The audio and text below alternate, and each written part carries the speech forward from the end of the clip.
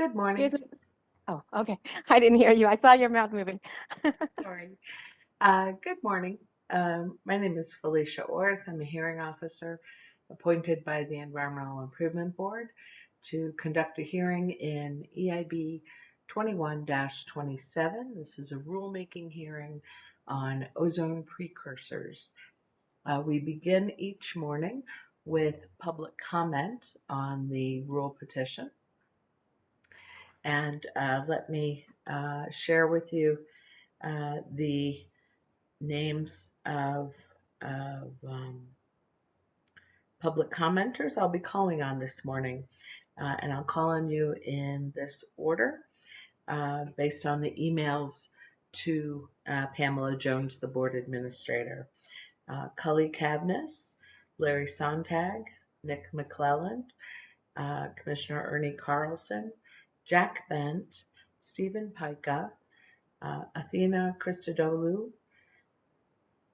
See. All right.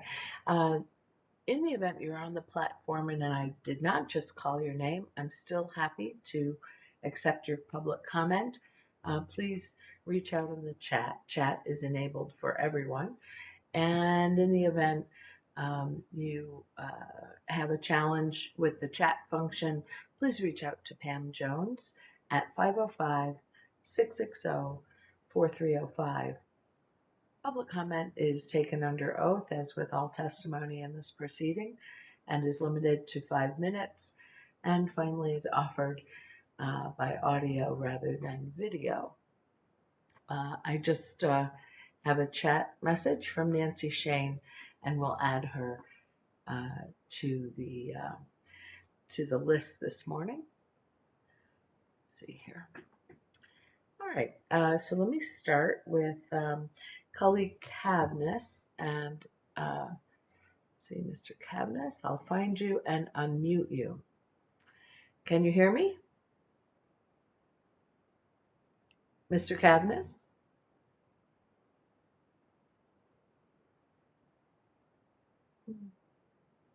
I'm unmuting Mr. Cavness. Let's see here. It's the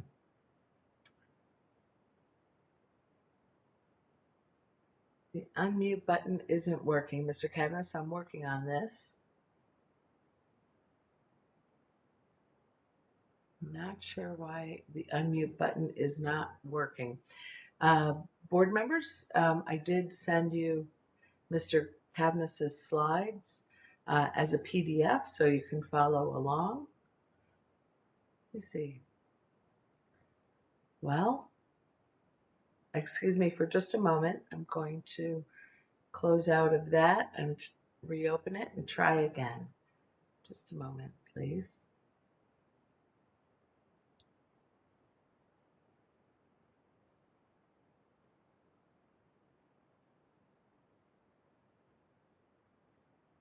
I'm not sure why the unmute button is not working for Mr. Cavness.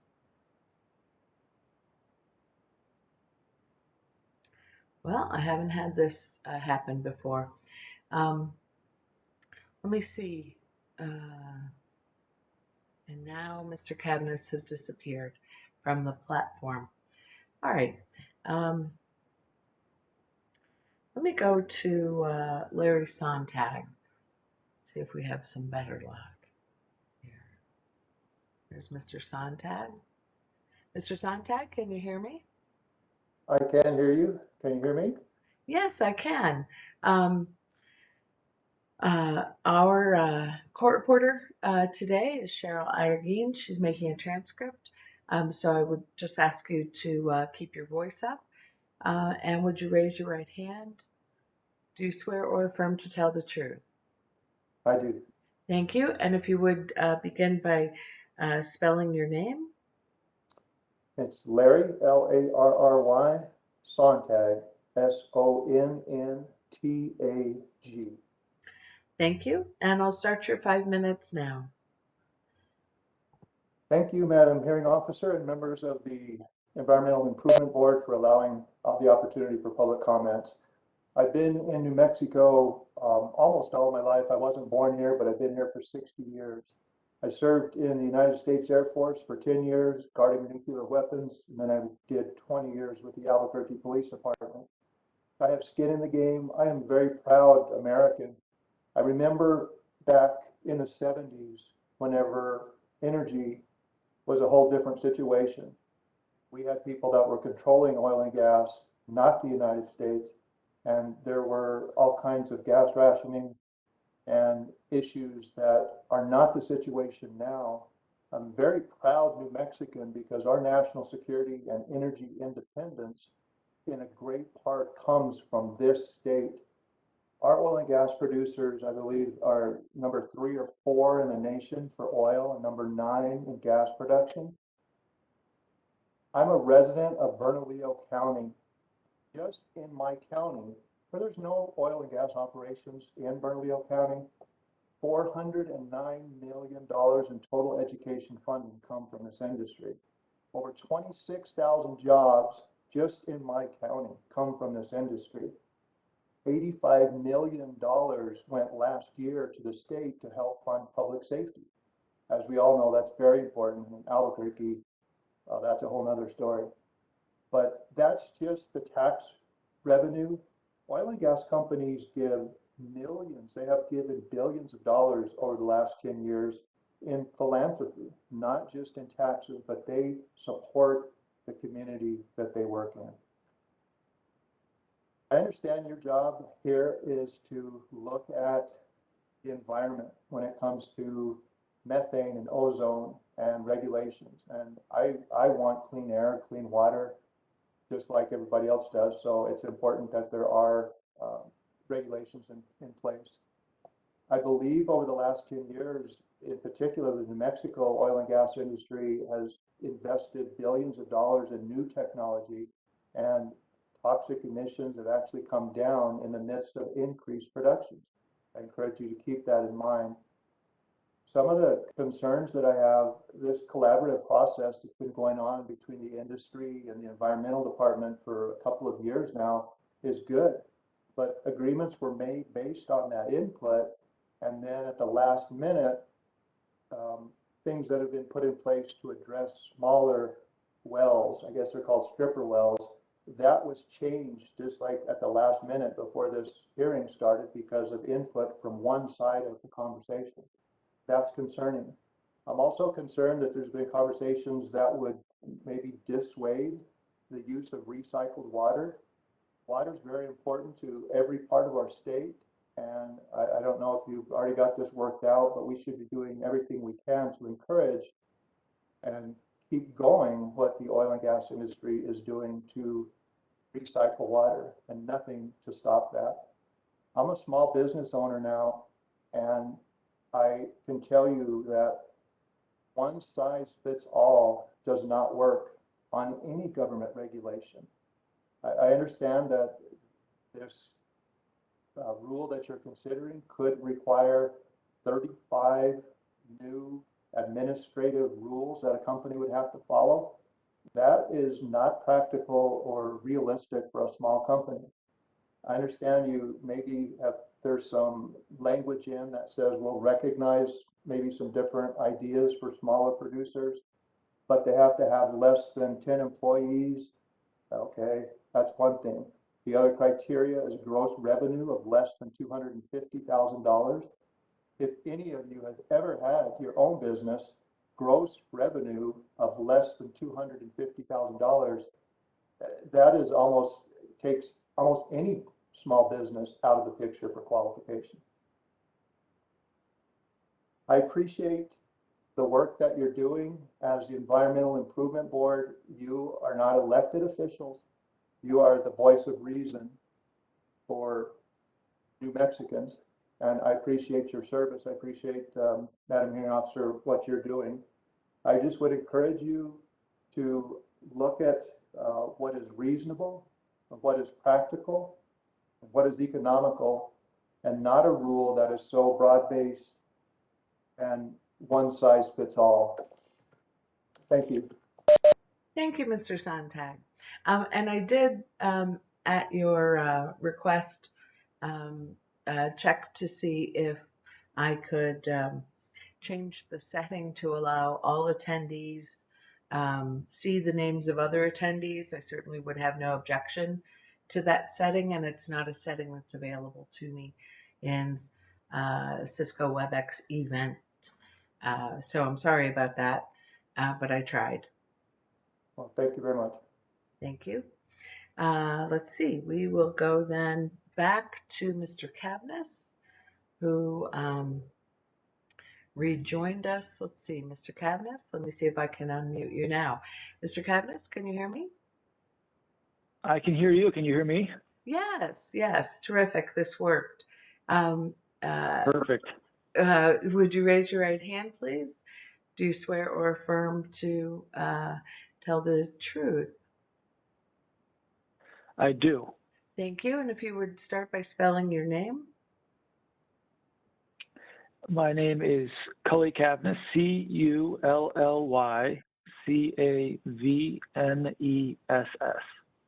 Thank you. I'll start your 5 minutes now. Well, thank you very much for the time to be a part of this hearing and to provide a little bit of information about a technology that I think might be relevant for helping to economically reduce smog precursors, and especially those related to the ozone and carbon monoxide, VOCs, and nitrogen oxides that all get together to create smog. So I think the previous presentation was previous testimony was helpful in kind of setting up and framing the discussion that there are a wide range of types of operators in the oil and gas industry, and some of the small and medium-sized companies that do have economic constraints that make it difficult for them to get all their gas into a pipeline. Building pipeline infrastructure can be costly, and when there's a well that's drilled in a place that's on the perimeter or the periphery of an oil field, sometimes it's so far away from the core of the infrastructure that connecting that well can take time, and it may not be, may not be economic unless they've been able to see exactly how productive the well is going to be and if it would justify connecting to the pipeline. And historically, that's been a really a big issue leading to flaring of natural gas. So operators would drill a well looking for oil, produce that oil into trucks, and the trucks would go to a refinery, and then the gas, if it wasn't connected into a pipeline system, would be lit on fire and flared. Flaring is obviously very wasteful. It wastes all the natural gas and the potential value and productivity of that energy, but it also is a fairly inefficient way to combust the gas. Some of the methane escapes to the atmosphere uncombusted, and also there's no emissions control system to reduce things like volatile organic compounds, NOx, carbon monoxide, and those things that get together to create smog. So there's a new technology that I just wanted the committee to be aware of. The company that I started in 2018 with a business partner here in Denver, Colorado, it's called Crusoe Energy Systems. What we do is we capture flaring natural gas, we put it through a generator that has the best possible emissions control systems installed, including catalysts that reduce NOx, carbon monoxide, and VOCs by more than 90%. And we generate electricity with that otherwise wasted gas and then use it to power mobile modular data centers that we deploy right to the well site. And those data centers are connected by satellite internet to the outside world. They're very energy intensive computing applications going on inside, like cryptocurrency mining, graphics rendering, AI model training, computational biology, things that require a lot of energy on a continuous basis. So we can use up that otherwise wasted energy. And the benefit environmentally is that a generator fully combusts the methane. We get to 99.89% combustion efficiency. It also really removes all those smog precursors that I think are the subject of this environmental improvement discussion, more than 90% relative to flaring. So because we're removing the methane from the emission stream, it's a 63% reduction in CO2 equivalent emissions as well. So there's a significant greenhouse benefit by removing methane, which is a really powerful greenhouse gas. I submitted some slides to the committee. It sounds like there were some technical issues that might prevent that from being displayed. So I think I hit on most of the key points here, but our business is active in North Dakota, Montana, Colorado, and Wyoming. We're not currently doing business in New Mexico, but it does seem like there's a significant challenge with flaring in the Permian Basin. We'd love to be able to offer a solution, and just wanted everyone to be aware that this is a good solution for on-site flare capture and the elimination of those emissions that are associated with flaring in places that are difficult to get to with a pipeline. So historically, there hasn't been an economic way to do that. Now there is. We actually don't even charge the oil companies for the service. They do generate a little bit of incremental revenue from gas sales with this model, so it's a real win-win for them and for the state. And I'd be happy to answer any questions, but that's really all I wanted to say. All right, thank you very much, Mr. Cavness. I don't know if you can see the screen, but it's clear that the board members are looking at your slides while you're speaking. So thank you for all of that. Thank you. Let's see. I see Commissioner Carlson next. Commissioner Carlson, can you hear me? Yes. Great. Your voice is coming through loud and clear. If you would raise your right hand. Do you swear or affirm to tell the truth? I do. Thank you. And if you would start by spelling your name, please. My name is Ernie, E-R-N-I-E, Carlson, C-A-R-L-S-O-N. Thank you. I'm going to start your 5 minutes now. Okay. Hello, I'm Ernie Carlson. I'm Eddy County Commissioner for District 1. I appreciate the opportunity to speak to you on the subject of how important the oil and gas industry is to not only southeast New Mexico, but the entire state. Let me first tell you a little bit about myself and my experience. I spent 28 years as the chief financial officer of a construction company. And when I went to work, the company was a $9 million a year company, which I helped grow into a $100 million a year company. The way we did this was by being a get it done company. All successful companies are faced with problems from time to time, but how they approach and solve these problems are what separates the mediocre companies from the get it done companies. One of our approaches was that when you bring a problem or a change of policy to the table, you have to bring a workable solution with it. That solution has to meet two requirements. One is that it can't have a negative effect on the viability of the company. And secondly, it can't have a negative impact on the company's revenue and income. Because when you take care of the lifeblood of an entity, you create opportunity and growth. Everyone wants to be a part of a success story, and that's how you create success. I would say to you that the O&G in opportunity and growth in New Mexico is spelled oil and gas. And before we enact any more onerous policies and regulations, we need to check the box on the two requirements that I alluded to earlier. Within every state, there are several different environments. One of those environments is the natural environment, and another one is the economic environment. I would say to you that one doesn't exist without the other. When you're considering taking action on one, you darn sure better consider the effect on the other. As a commissioner, myself and Wes Hooper have been traveling around the state of New Mexico trying to educate and enlighten the various cities and counties on how important the oil and gas industry is to the overall economic health of New Mexico. As part of the Eddy County Commission, we travel to Santa Fe each year for the legislative session, except for last year due to the pandemic. There we advocate for infrastructure funding for Southeast New Mexico to carry the message of how important the oil and gas industry is to all of New Mexico. Each year, we receive the same response. How do I explain to my constituents why I would vote to spend money on infrastructure in Southeast New Mexico rather than bringing those dollars back to my district? Our answer was and always has been the same. By providing infrastructure funding to Southeast New Mexico and supporting the oil and gas industry, you're helping us help you. This answer has always received a great deal of skepticism.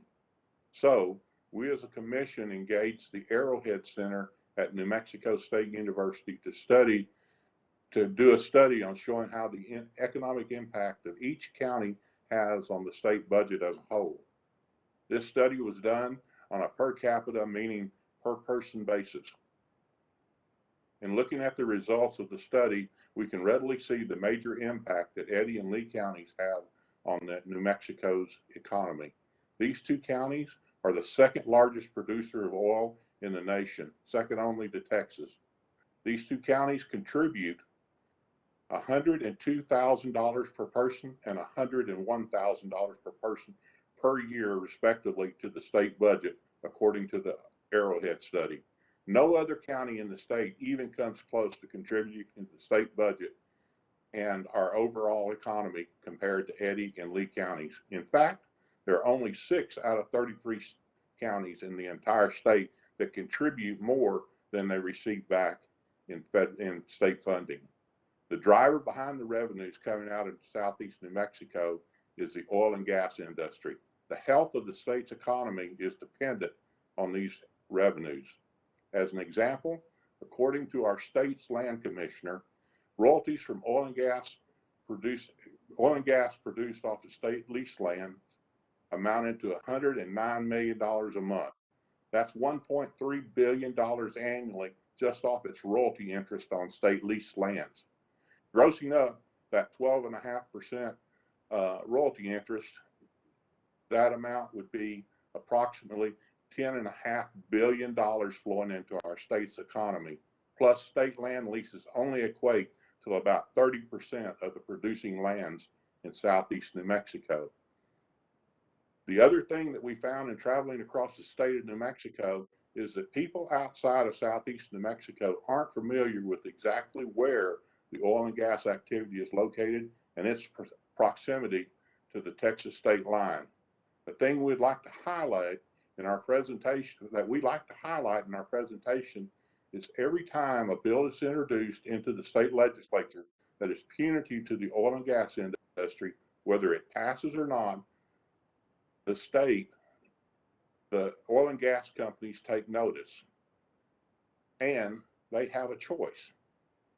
They have a choice of spending their drilling and production budgets in New Mexico or spending it drilling on the same formation a few miles to the south or east in West Texas.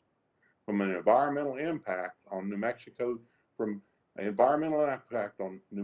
standpoint, I personally fail to see the great difference in whether we are operating in southeast New Mexico or across the state line in West Texas. However, I do see a major negative impact on New Mexico's economic environment when they choose to spend those dollars in Texas rather than New Mexico. Commissioner, in closing, would you wrap up, please? I'm sorry? Would you wrap up, please? You reached 5 minutes. Yes. In closing, I would like to suggest that we be a get it done state. Let me state again, because it's so important to the lifeblood, that when we create a hostile economic environment for oil and gas companies and they choose to spend their dollars elsewhere, borrowing from a closing phrase on Dandy Don Meredith at the end of the Monday night football games, you can turn out the lights and the party's over. Thank you. Thank you very much, Commissioner. We go then to Nick Mcclellan. I think I saw Mr. McClellan earlier. Mr. McClellan, I'm unmuting you. Can you hear me? Yes. Oh, good. I can hear you. Yes, thank you.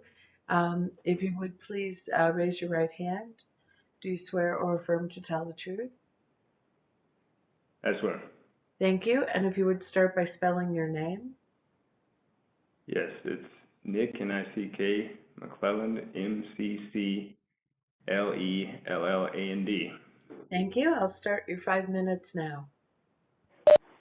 Thank you, and thank you for giving me the opportunity to comment. Like I said, my name is Nick Mcclellan. I work for a small independent oil operator here in New Mexico. So just to give a little background on my history, I'm from Roswell. My grandparents moved here in 1955. My mom was a local middle school teacher. I went to high school here in Roswell at NIMI. Then I went to New Mexico State University for my undergraduate in Las Cruces. Go Aggies. I also got my MBA with an energy focus at the University of Oklahoma, which included studying renewable energy. So I'm very familiar with the energy market and this state. Now, New Mexico is my home, and I love this state, and I want to make it better in any way that I can. I also have 3 children, so of course I constantly think about their future. So in that regard, I truly understand the concern about what future we're leaving for the coming generations. But my concern is that we'll not be able to compete. If you'd please bear with me, I'd like to try to paint a picture of what I believe our state is facing with a lighthearted metaphor. Like I said, I have 3 children. I've been teaching them to swim every summer. So metaphorically speaking, I'm like traditional sources of energy, like oil and natural gas, and the pool is New Mexico. I'm a good swimmer, and frankly, I swim the fastest when there's nothing in my way, but I'm getting older, and I would actually love for my kids to be proficient swimmers, because I know our pool needs help competing. Now, my son is 5 years old, and he can swim without floaties. Now, in this sense, he represents nuclear power, and he's a lot of potential. Right now, he's very small, and he's got a long way to go before he's doing backflips off the high dive. Plus, everyone is really scared he might just poop in the pool. So much so, he's not even allowed to compete at our pool. Now, my 3-year-old daughter is wind and solar. She cannot swim without floaties. That the pool provides, by the way. Now, these floaties represent financial subsidies, but also material shortages on rare earth minerals like cobalt, graphite, and lithium, and also base metals like copper, which copper specifically is forecasted to have a 32% deficit in 2030. Ironically, she can only swim when I'm holding her, and by that I mean the amount of petroleum products and minerals mining that goes into building wind turbines and solar panels. My 7-month-old baby represents battery storage. She is completely unprepared to be in the pool by herself. Just like my youngest, battery storage is in its infancy every sense of the word, economically, materially, stability-wise, efficiency-wise, and as it applies to scalability. Now here's the deal. We are in a swim competition in an unpredictable ocean, which is the energy market. And if we lose, people will stop wanting to come to our pool or leave our pool in New Mexico. Now the lifeguard or the regulatory agencies have seen through the years that I've been peeing in the pool, and I have. But I've gotten better and keep getting better while winning more competitions. And by that I mean we've raised production at the same time reduced emissions. And on a side note, my kids pee in the pool too, but since they're kids, the lifeguard doesn't seem to care. Ironically, although the lifeguard is focused on me, there are 99 other people peeing in our pool from outside the pool. Like the experts have referenced, this represents a percentage of other states' emissions that affect our state's ozone. So relatively speaking, mine is piddling, so to speak. Now, in my opinion, the lifeguard is proposing that we cut my arm off for peeing in the pool and let my kids try to swim in the ocean before they're ready. This represents the impact oil and gas this rule will have and the immaturity and inadequacy of renewables to replace our ability to compete. Now let's face it, if the #1 industry in this state suffers, we will all suffer. So please, don't cut my arm off and let my kids drown in the ocean. Let me swim until the kids are good enough swimmers to help us all win. Thank you. Thank you, Mr. Mcclellan. Let's see, the next name on the list was Jack Bent. Let me see if Mr. Bent is on the platform. I don't see him on the platform. After that, I believe it was Stephen Pika. Let me see here. Stephen Pika, and then Athena. It alphabetizes folks by first name. All right, Mr. Pika, I'm unmuting you. Can you hear me? I can. Can you hear me? Yes, very clearly. Thank you. If you would please raise your right hand. Do you swear or affirm to tell the truth? I do. Thank you. And if you would start by spelling your name. Stephen, Stephen, Pika, Picha. I apologize for mispronouncing that. I'll start your 5 minutes now. Well, thank you very much. My name is Stephen Pika. I come this morning as a member of New Mexico Interfaith Power and Light. as a member of a faith community. I live here in Albuquerque, New Mexico. Earlier this week, I was with a indigenous friend of mine who was speaking about how he was not able to go outside even here in Albuquerque because of the air quality and of his asthmatic um, condition. Having a son who also is asthmatic, the air quality in all parts of our state, are so important. And I, as a member of New Mexico Interfaith Power and Light, made a trip down to the Permian Basin to try to educate myself and better understand what was happening regarding, both the importance of the economics of this issue, but also what we were doing for the long term to the people in particular of that area.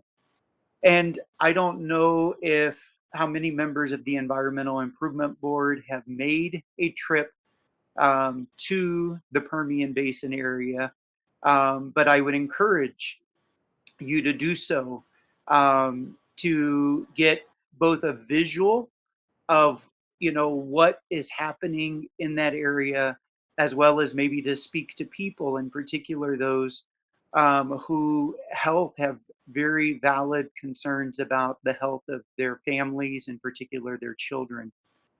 I think one of the things that I would also ask, that all of us in this state is to consider, who really has ownership of these decisions. Is it, boards like yourself, or is it the dollars behind the industry? I don't want us to, um, lose the environmental, the economic importance of what is created, but how do we responsibly do that? There is technology that exists that means that, there can be the economics and there can be the long-term support and care of both our earth and of its citizens, especially those who are voiceless. So I just come once again to invite all of us, but in particular the board, to be thinking about how we are guardians. We are not, I hear the language of a voice of reason, but I think it's more so than just being a voice of reason. We are making decisions that will affect all of our children, grandchildren, and beyond our grandchildren in this amazing, beautiful state. So thank you for allowing me to speak this morning. Thank you very much, Mr. Pika. We will move then to Athena Christodoulou. And let's see, I thought I saw you here. I am here. Oh, okay, terrific. Your slides have been sent to the board members so that they can follow along. Would you please spell your name? Athena, Athena,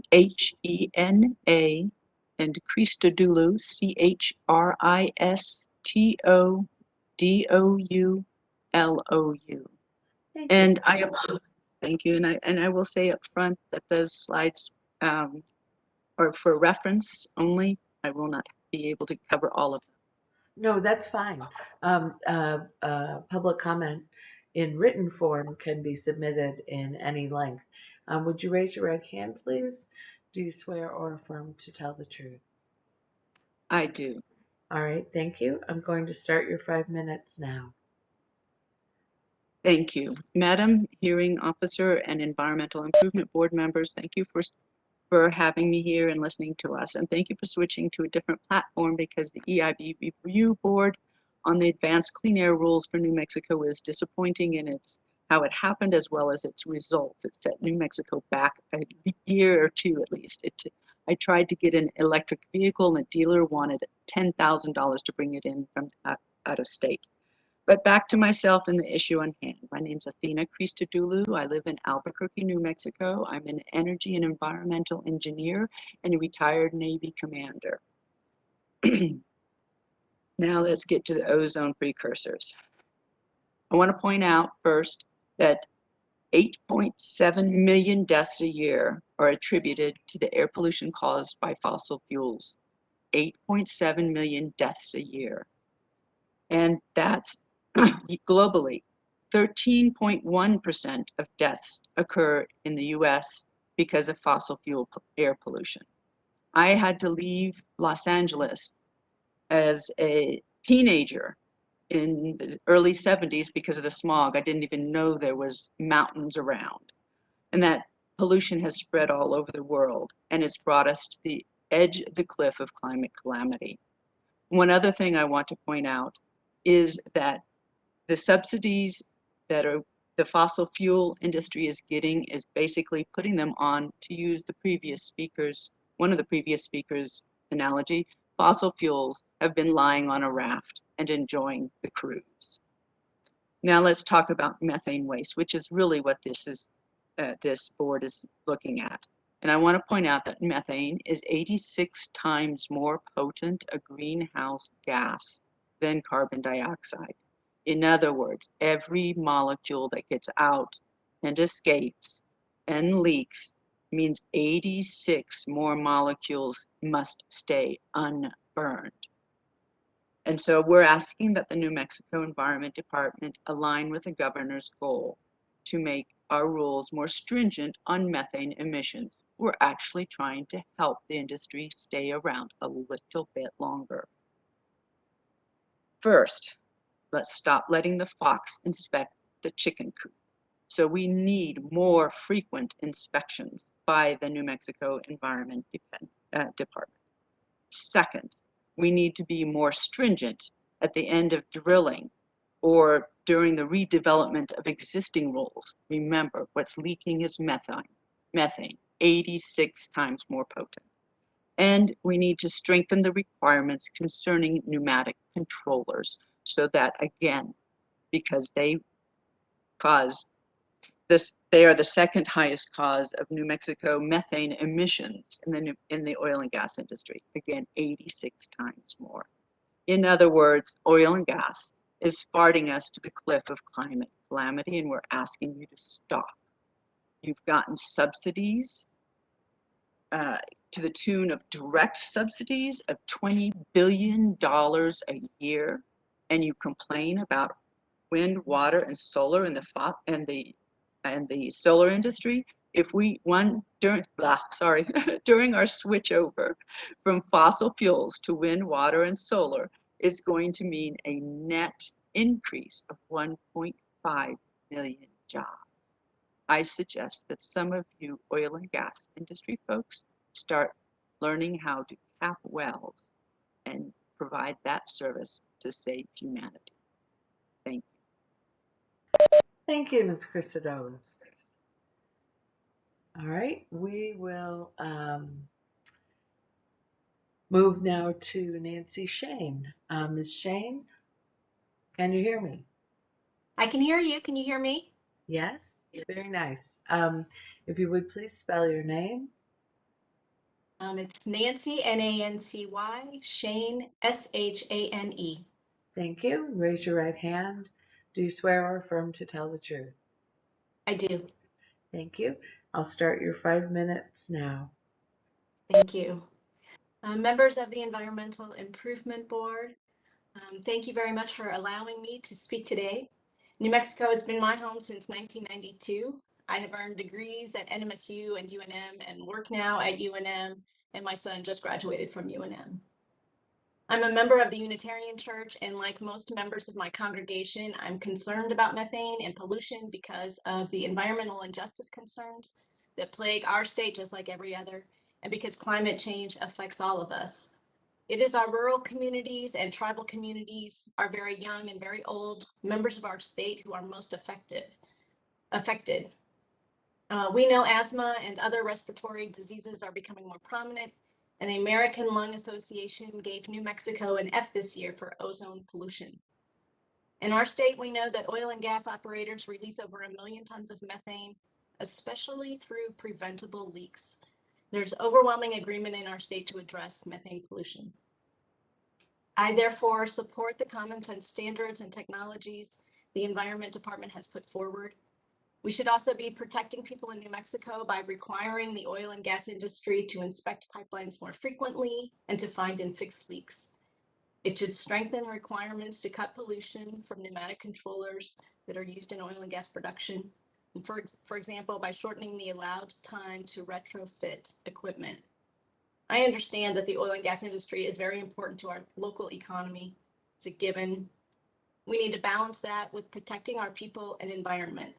In the long term, harming our health, air, land, water, and our climate will only hurt us economically and in every other way. Thanks very much for hearing all of our comments today. Thank you very much, Ms. Shane. All right, I believe we have come to the end of the list of folks who indicated a desire to offer public comment this morning at the 9 o'clock session. Please know that there are 9 o'clock, 1 o'clock, and 5 o'clock public comment sessions every day. You can send an email to Pam Jones, and I will call your name or get onto the platform and reach out through chat. So thank you all for that. Let's see, board members. In response to your request, Vice Chair Trujillo Davis, I did ask Pam to reach out to Commissioner Carlson for a copy of the report that he mentioned. And if he provides that, we will certainly forward that to all of the board members. And we had a good discussion among council this morning before getting on to the platform to accept public comment. Identified a number of ways in which we can streamline or expedite the presentation of evidence to you. I won't go through all of those ways, but I think we'll be hearing a little less about the provisions where there is agreement among the parties with the department's final proposal.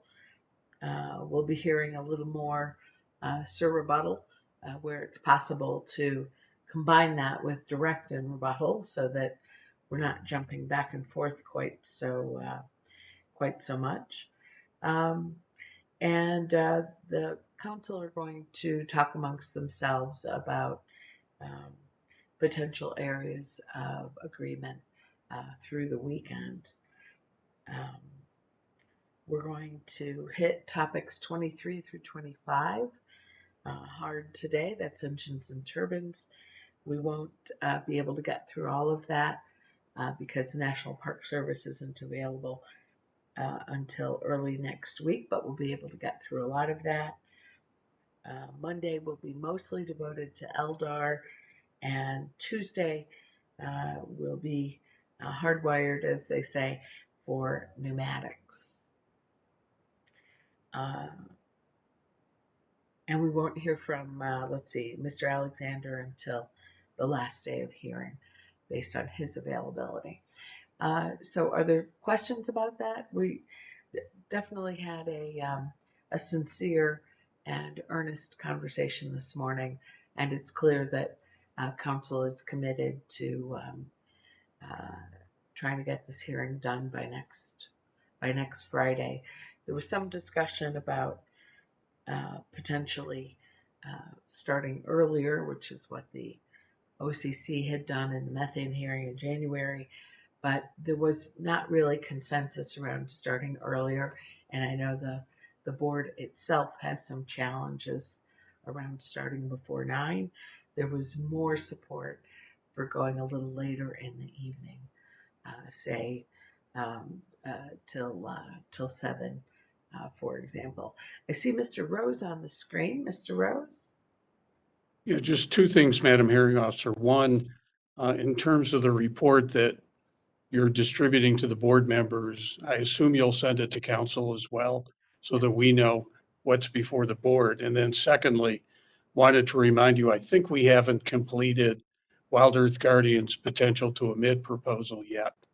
So that's something, I don't know whether we're going to take it up this morning or later, but just wanted to remind you that that's, and there may be other things too, but that came immediately to mind that's still pending. All right, thank you for that, Mr. Rose. And yes, anything that is sent to the board, I have just this morning, obviously, you've been sent a number of things that public commenters submitted. It also goes on to the board's webpage so that you'll see the entirety of the record on which the board is deliberating. Ms. Katz, I see you on screen. Oh, thank you, Madam Hearing Officer. I was just going to say that I think we could, or I thought we discussed wrapping that piece of Wild Earth Guardians on the potential to emit into this first subject that we were going to do this morning, but I'll let Mr. Nikhil speak to that. Nikhil? Yeah, that was my understanding, is that we would complete that first thing this morning, and our witness is prepared to do that. All right, thank you. I didn't mean to go back on a plan. I was trying to speak more generally about the plan for the next couple of days. So if there's nothing else to talk about before we go to Mr. Nikhil's witness, we can certainly do that. Please go ahead, Mr. Nikhil. Call your witness, and if I need to make him a panelist or offer screen sharing privileges, there's Mr. Nichols. Good morning, Mr. Nichols. You're still under oath, and do you need screen sharing privileges? I don't, Madam Hearing Officer. Thank you. All right, thank you. And I believe it was Mr. Colclasher who noted that I had swept right past questioning by the other parties on my way to questioning by the board, which is when we realized the webpage transition had caused some logistical difficulties. So is that where we're starting, Mr. Nikhil? Yeah, I believe so. And just as a helpful reminder to the board, our direct testimony yesterday had just focused on Wild Earth Guardians exhibits 1, 2, and 3 primarily. So just for your reference. Thank you for that, Mr. Nikhil.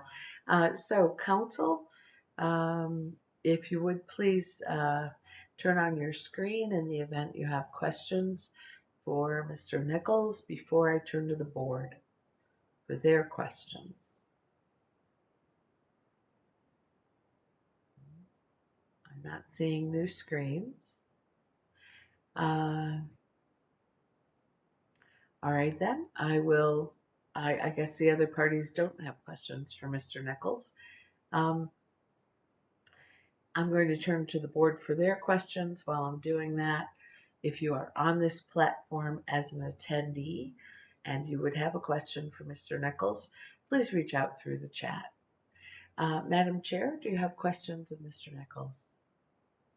Madam Hearing Officer, I do, but I'll let my fellow board members go first. I'm trying to find my questions from my notes. Thank you. Okay. Thank you. Vice Chair Trujillo Davis, do you have questions for Mr. Nichols?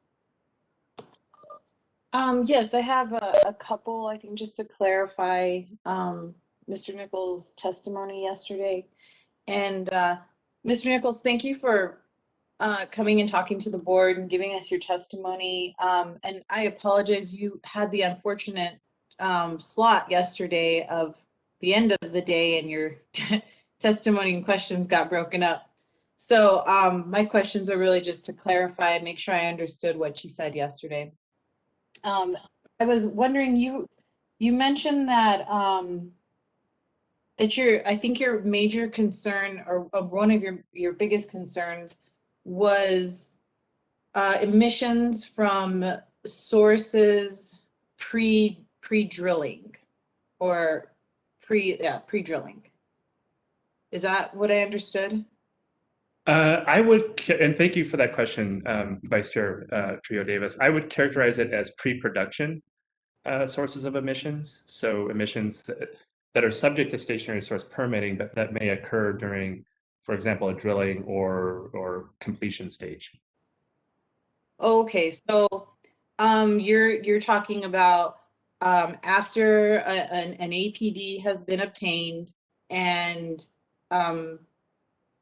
operations have commenced as far as a drill rig is on site and they're already starting to drill a well and they're moving forward in that process. In between there and between the time a well is put onto production, is that the window that you're looking at?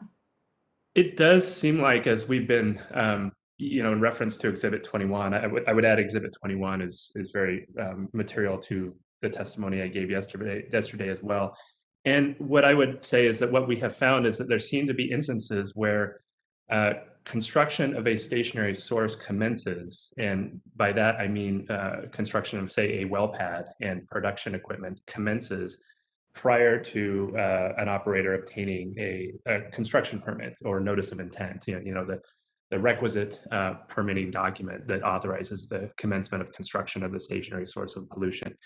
And it does seem like in some situations that, for example, at a well site, that wells are being drilled, they're being constructed for all intents and purposes, and then the permit comes into play when companies are seeking coverage for, say, tank batteries or other production equipment on site.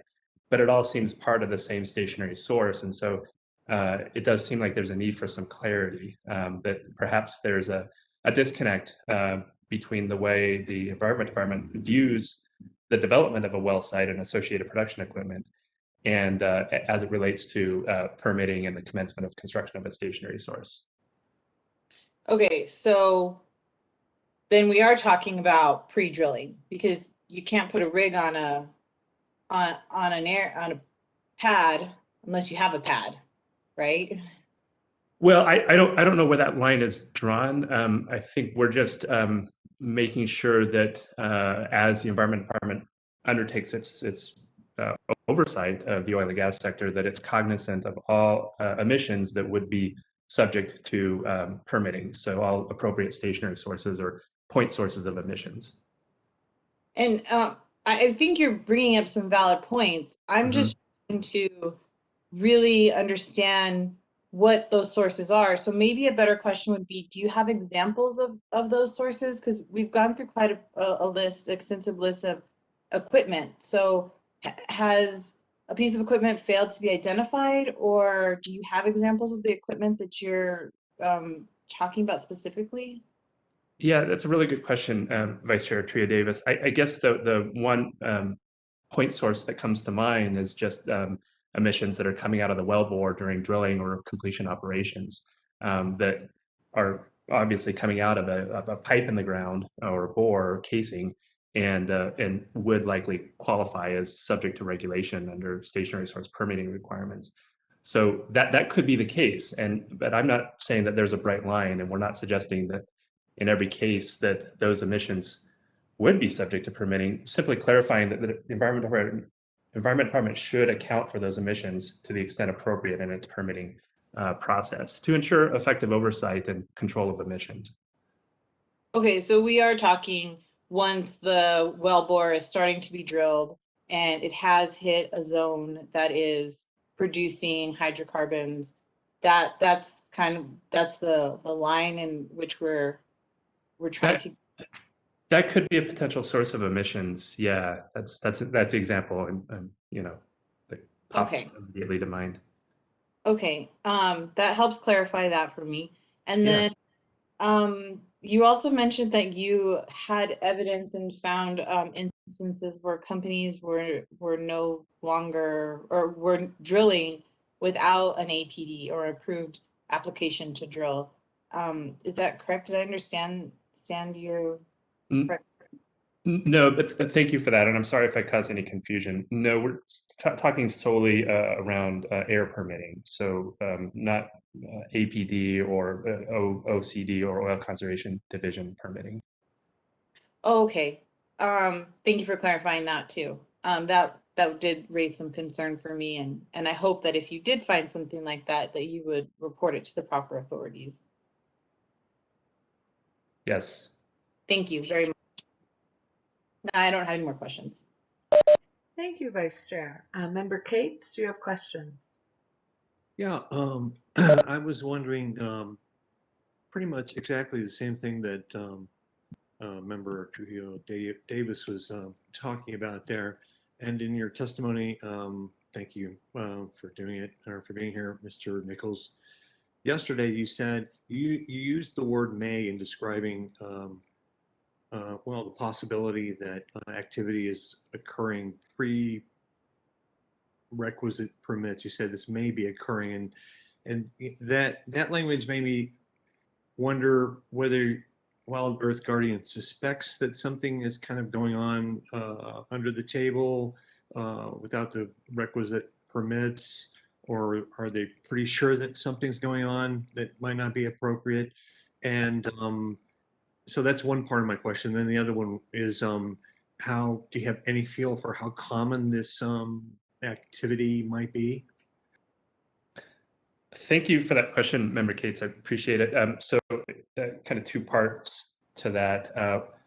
I want to refer you to Exhibit 21 that we submitted, or that I submitted as part of my testimony, where we collaborated with the UCLA Institute of the Environment and Sustainability to try to assess to what extent construction of oil and gas facilities may to what extent commencement of construction may be occurring prior to permit issuance. And they looked at a sampling of well sites and using permitting data and trying their best to make correlations between the sequence of well development or well site development to try to piece together the timelines that unfold as companies are undertaking their projects. And they did discover that it seemed that the construction of many well sites did commence prior to permit issuance. And they were looking at well sites in the San Juan Basin where there's, especially with some of the more recent development around the Mancos and Gallup Shale Formation, where they could, using geographic or geospatial analysis, they were able to correlate the location of tank batteries with the wells that feed those tank batteries or other production equipment. And so they were able to make a correlation there that was informative about, again, the sequence of development of these sites. And yeah, there's reason to suspect, I think, that this is for real, that this is actually occurring. And from our perspective, if it's happening even in one instance, then it seems like there's an issue that needs to be resolved and some clarity that needs to be added to the rules. To your second part of your question, how extensive is this? We don't know. It's an open question. It's one we do believe probably needs to be answered at some point. But in the meantime, taking care to ensure that there's adequate clarity in the rules seems like it would go a long ways to maybe not illuminating the scope of the problem, but kind of ensuring that if there is a problem, that it's resolved. Yeah, right. Well, thanks for the answer there. By geospatial analysis, do you mean satellite imagery? Yes. Oh, interesting. Yeah. Okay, that's all I have. Thanks for the answer. Thank you. Member Bitzer, do you have questions of Mr. Nichols? I do not, Madam Hearing Officer. Thank you. Thank you. Member Duvall? No, no questions, but thank you very much for those answers. It's very illuminating.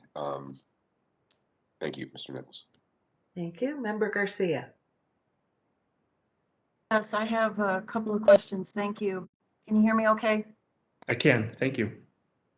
My question really regards a little bit of the timing of your proposed new language.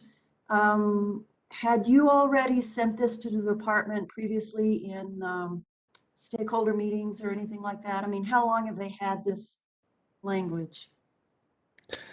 Thank you for that question, Member Garcia. Yes, I mean, we did present this in the context of this rulemaking proceeding, which, is an opportunity for parties to bring forward suggestions and proposals for, revision, modification of the proposed rules.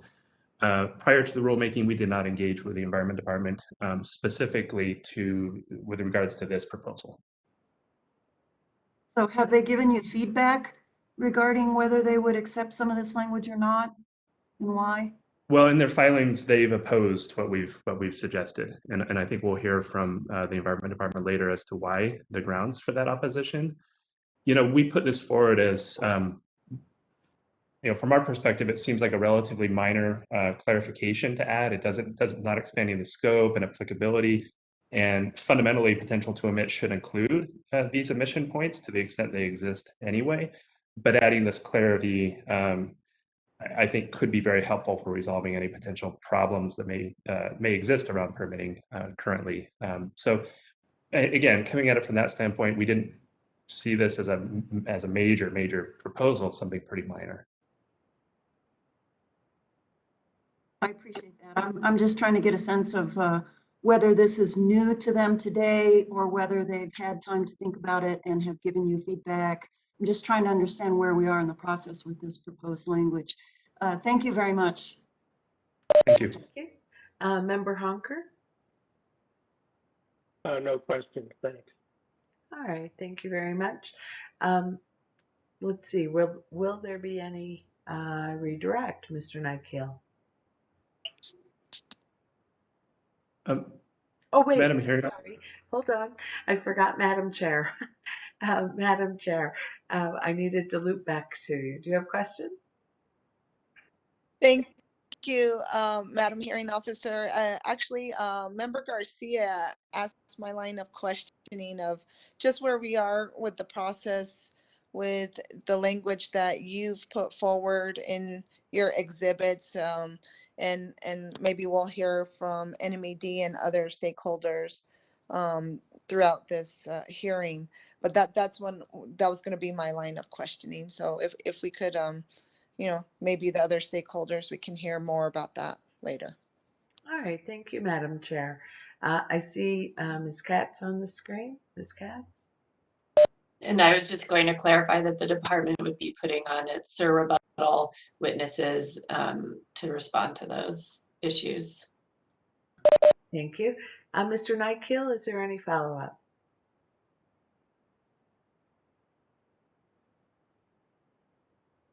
Yes, just really briefly.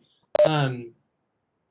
Nichols, did we submit this proposal when the notice of intent to present technical testimony was due, just as all the other parties did when they submitted their proposals? Yes, we did. We submitted it, not only in terms of my direct testimony and reference to the proposed language, but very clear, specific red lines to the parties, including the department. And I believe that submission deadline was September 7th, 2021. I don't recall a precise deadline. I thought it was earlier, but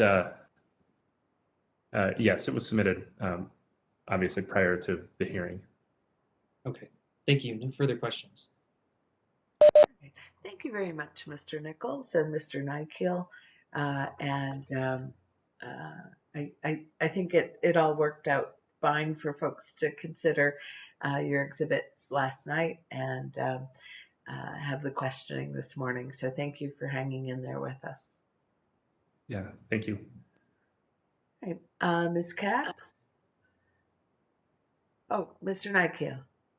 I apologize. I just I was listening to Mr. Nichols and realized I made a mistake. Would it be okay if I asked one further follow-up question? Go ahead. Okay. Mr. Nichols, just to clarify, our proposal was submitted, I believe the deadline was July 29th. Is that right? That's correct. The deadline 28th. Thank you, Laura. July 28th. Thank you. That's my recollection. Yes. Okay, thank you very much. All right, thank you. Thank you, Mr. Nichols. Thank you, Mr. Nikhil. Ms. Katz?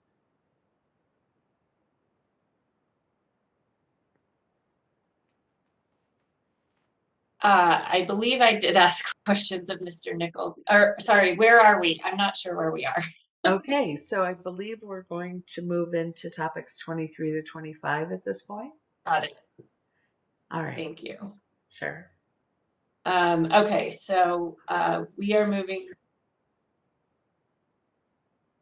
Oh, I see. Madam Hearing Officer, we have testimony in response to Wild Earth Guardian's PTE testimony, and I think what Ms. Katz said is that I thought you had testimony in response to the proposal, in essence, is Sir rebuttal. So I don't think we're done with this topic at all. Yes, you're right. You're right, Lou. I'm very sorry then.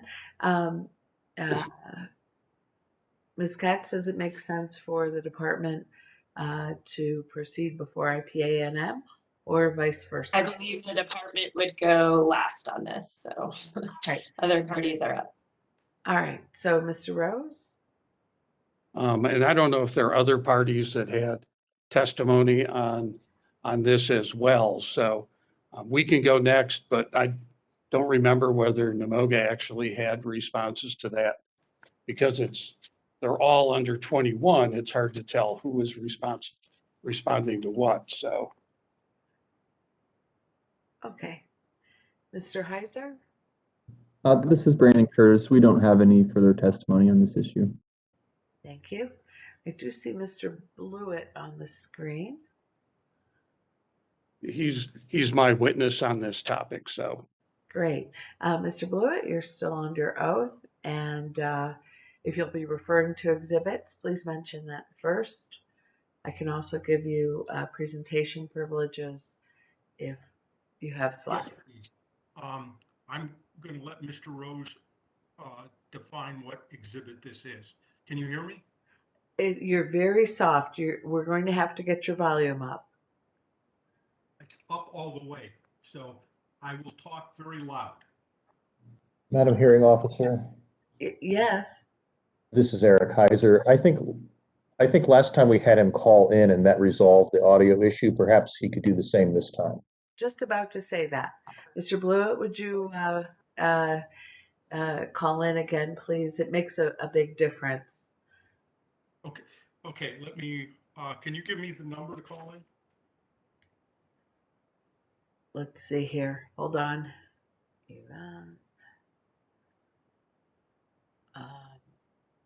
Information. 650-479-3208. And the access code is 2594-713-9789. We'll pause for a moment for you to do that. What is the area code? What is the area code? Oh, hold on.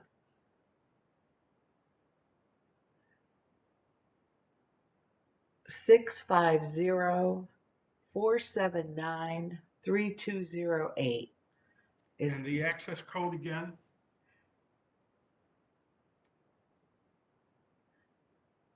The access code? I have to scroll to it. 2594-713-9789.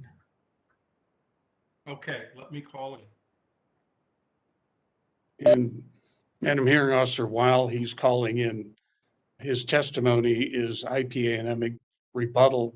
It's his rebuttal testimony, Exhibit 12, that I think addresses the Wild Earth Guardian's proposal as well as others, but I think it's contained in his rebuttal testimony. Thank you.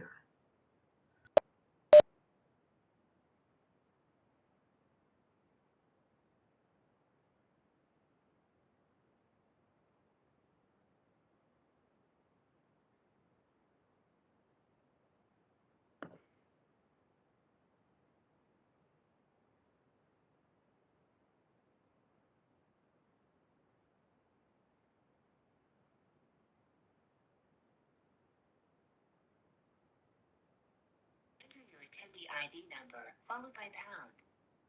Not know your attendee number.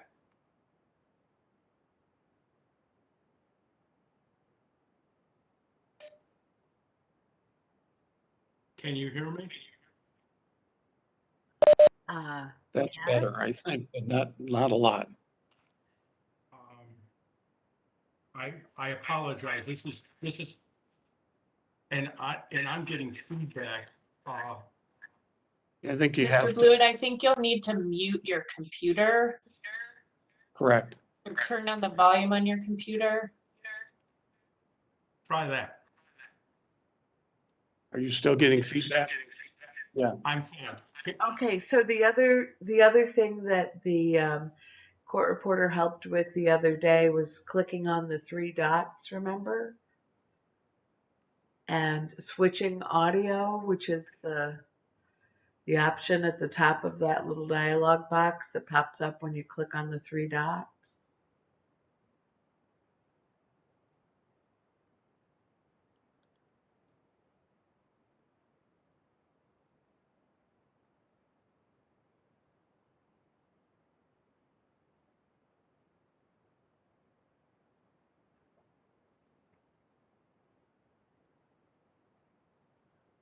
If you're speaking, we can't hear you.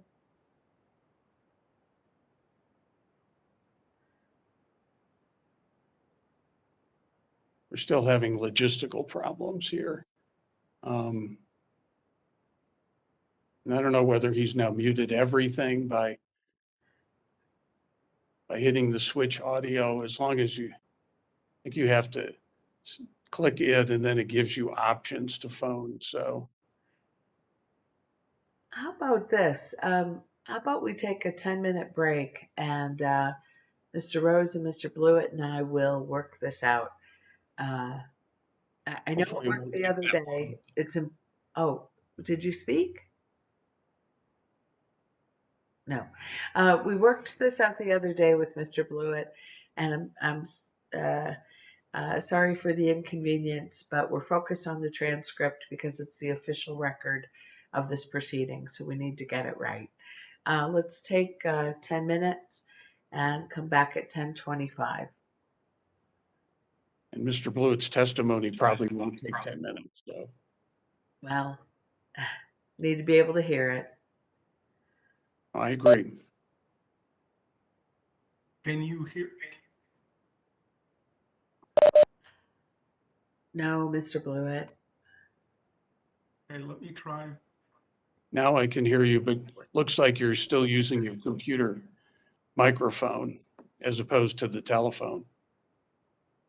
I think that's what you're hearing me through is my computer. If you can hear me. So it's better than it was. I'm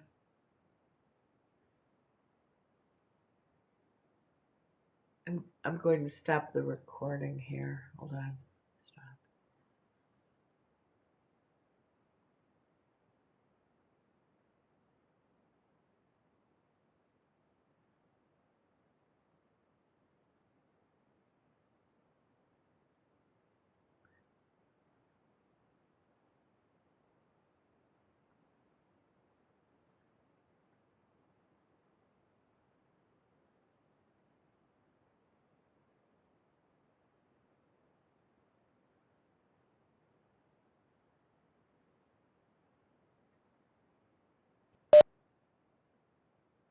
Is going to pop up. And it says